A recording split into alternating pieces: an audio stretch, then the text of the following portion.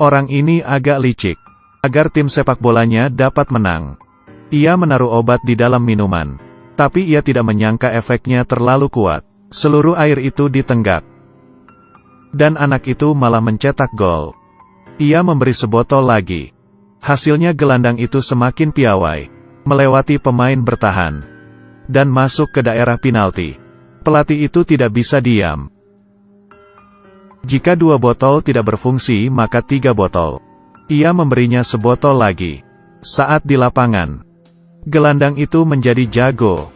Menyelinap, mengecoh kiper, mencetak gol. Gelandang itu berhenti.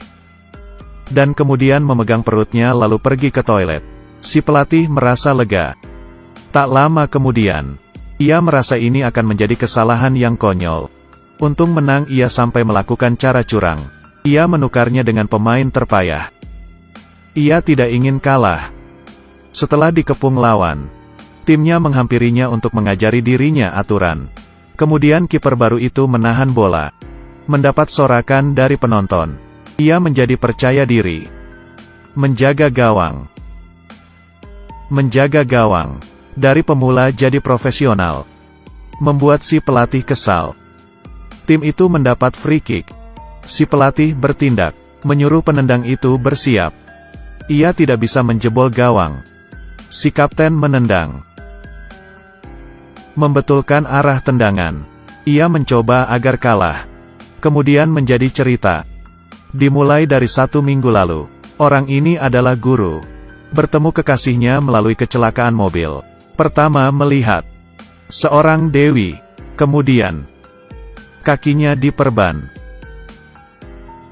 Dalam seminggu, si wanita setuju dilamar. Hari ini si pria berhenti dari pekerjaannya. Bersiap untuk menikah.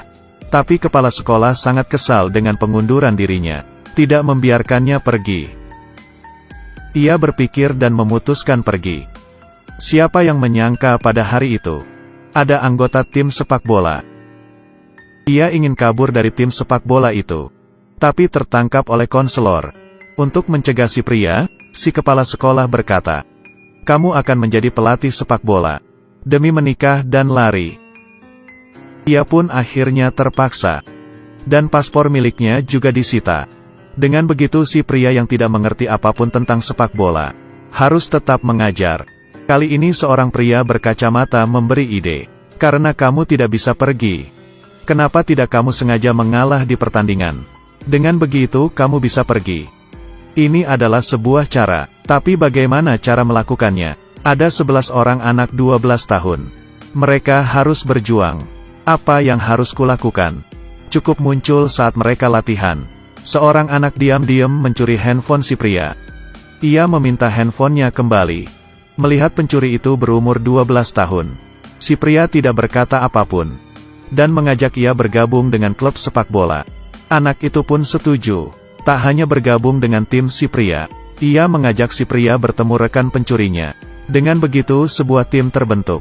Di mata si pria, mereka harus kalah. Dengan begitu karirnya sebagai pelatih akan terhenti. Tetapi tunangannya, tersisa 2 hari lagi. Ia tidak bisa datang tepat waktu. Ia pun mencari ide. Ia menelepon si wanita. Berkata kereta yang ditumpanginya kecelakaan. Ia harus menunda pesta pernikahannya. Si pria sudah bersemangat.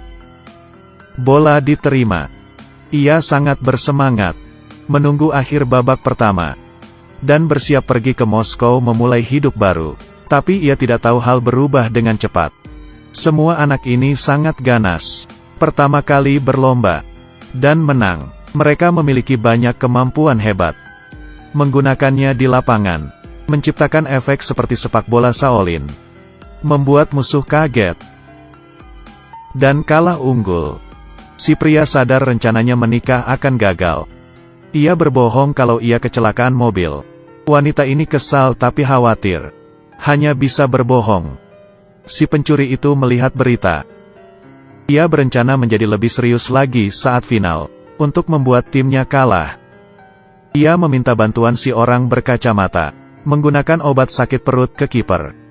Bagaimanapun juga, tim sepak bola itu masih bisa menang. Si pria sudah hilang harapan. Jika ia belum bisa hadir di hadapan mempelai wanita keesokan harinya, ia sudah pasti batal menikah. Ia mendapat ide lagi. Mengajak anak-anak itu ke dermaga. Anggap saja olahraga sebelum pertandingan, agar tenaga mereka terkuras. Ia juga menutup pintu rapat-rapat. Untung saja trik ini berguna. Melompat dan lari saja mereka tidak kuat.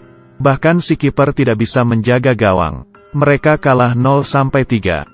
Ini membuat para anak-anak kehilangan ambisi. Si pelatih seharusnya gembira, tapi ia tidak gembira sama sekali. Saat istirahat, ia melihat si pencuri itu menangis. Ia berkata kepadanya alasan kenapa ia ingin menang. Agar bisa masuk TV.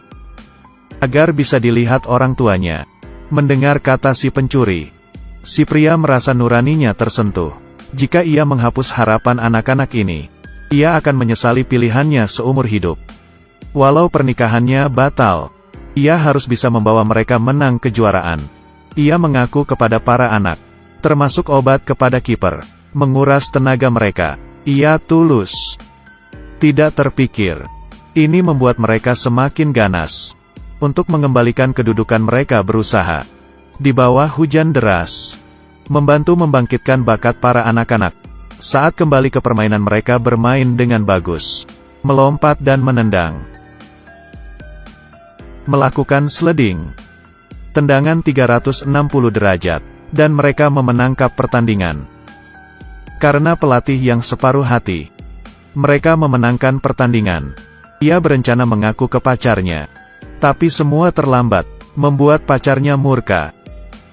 Pernikahan ini sungguh kacau balau. Ia tidak bisa menikah. Hilang sudah cintaku. Si pria akhirnya menjadi pelatih sungguhan. Tidak tahu ada masalah terbesar. Si pria meminta para anak itu membawa barang dari dermaga.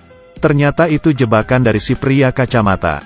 Ia memperlihatkan video itu sebagai ancaman agar si pria mengalah. Atau ia akan melaporkannya. Walau begitu si pria dan timnya tidak bisa dihentikan. Jadi si pria menyusun rencana. Saat di lapangan para pemain mengeluarkan air. Agar musuhnya mengira mereka mengalah. Saat di luar lapangan, si pria diam-diam mencuri barang bukti.